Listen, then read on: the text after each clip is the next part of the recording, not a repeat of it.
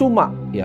Uang itu gak bisa untuk terlalu banyak hal juga sebenarnya. Kalau lu mau ngomong gua di posisi gua sekarang sama kita ngomong konglomerat yang mungkin disebut misalnya 9 naga, itu secara kehidupan itu tidak banyak yang berbeda. Tapi mereka itu bisa tolong jauh lebih banyak orang dibanding gua. Kalian paham dengan apa?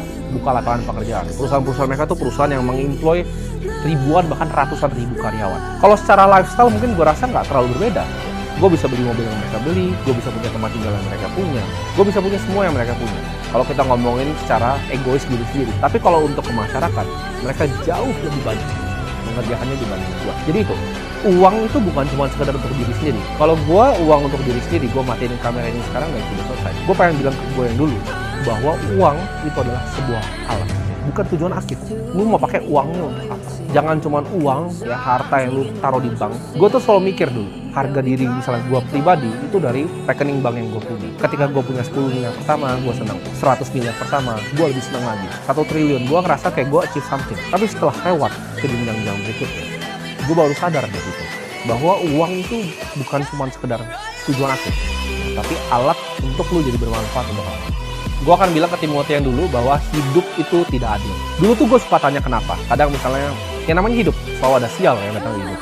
Gue selalu tanya, kenapa hal ini diizinkan ada di hidup gue? Tapi lama-lama gue, seiring pengalaman gue, ya diterpa badai, macam-macam lah yang gue udah alami di hidup gue. Kalian yang lihat gue di kamera ini, oh kesannya nggak pernah ada masalah, sukses. Enggak, gue itu lebih banyak gagal dibanding suksesnya. Gue lebih banyak kesandung, ya, jatuh, kena musibah dibanding yang kalian lihat nih, sukses seperti sekarang. Jadi jawabannya adalah hidup itu memang tidak adil. Karena lu harus telan buat Timothy 17 tahun, lu telan bahwa hidup itu tidak adil. Kadang lu ditampar dari tempat yang lu nggak tahu. Tapi lu harus jadi itu semua itu jadi bahan pelajaran. Apa yang lu bisa kontrol, lu fokus. Ini penyakitnya juga. Jangan jadi Superman.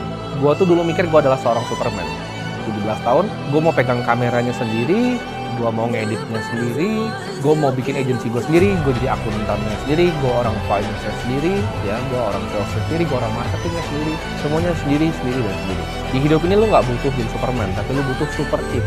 Jadi jangan bergantung sama diri lu sendiri, karena itu penyakit gitu. Jadi orang-orang baru mulai usaha pasti paham. Dia ngerasa karena dia paling pintar dia bisa semuanya, jawabannya enggak. Lu harus bisa delegasi ke orang-orang yang lebih pintar dari lu di bidangnya mereka sendiri. Karena nggak ada yang jago dalam 10 bidang. Elon Musk aja gue sebut cuma 2, sales dan juga engineering. Dia nggak jago di banyak bidang yang lain. Ketika ada orang yang lebih jago, ya lu serahkan ke orang yang lebih jago. Jangan ngerasa lu mau kokop semuanya sendiri, ya. Karena itu adalah pikiran yang orang-orang baru mulai usaha gitu. Mereka pikir semuanya bisa dikerjakan sendiri dan mereka paling jago di semua bidang. Padahal jawabannya tidak, banyak yang lebih jago. Jangan hidup untuk disukai banyak orang.